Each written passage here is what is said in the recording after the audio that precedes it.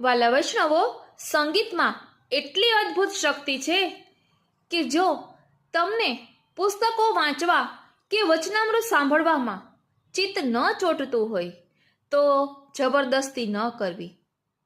તમને ગમતા કીર્તન કે ધોળ સાંભળો.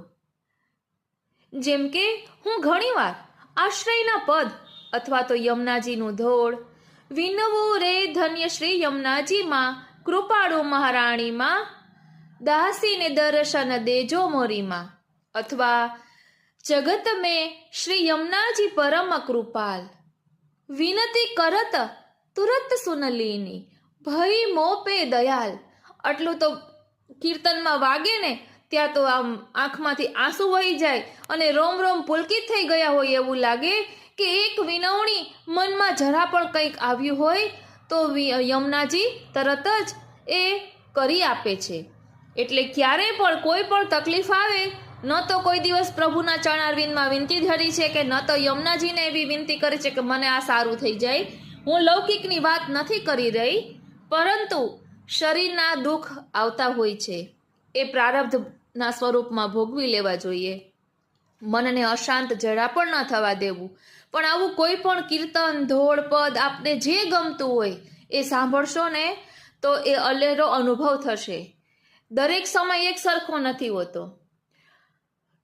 ઘણી વખત એવું પણ હોય, અગાઉ કરેલા સત્સંગ, અગાઉ વાંચેલા પુસ્તકો, અગાઉ સાંભળેલા વચનામૃત એ બધાનું મનન ચિંતન કરવાનો પણ એક સમય ભગવાન આપણને આપતા હોય છે.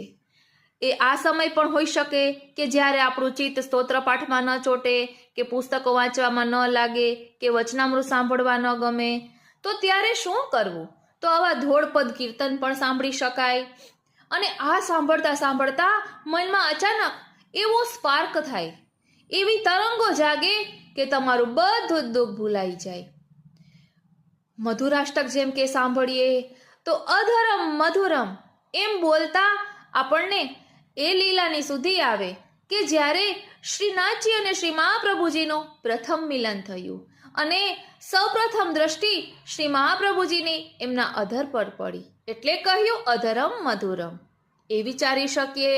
અને જ્યારે સાક્ષાત ગોવર્ધનનાથજીએ પ્રકટ થઈને જ્યારે બ્રહ્મસંબંધ મંત્રનું દાન શ્રી મહાપ્રભુજીને કર્યું ત્યારે એમના અધરની ઝાંખી કરતા આ મધુરાષ્ટક સ્તોત્ર શ્રી મહાપ્રભુજીએ ગાયું. આવી લીલાઓનું ચિંતન પણ આપણે કરી શકીએ.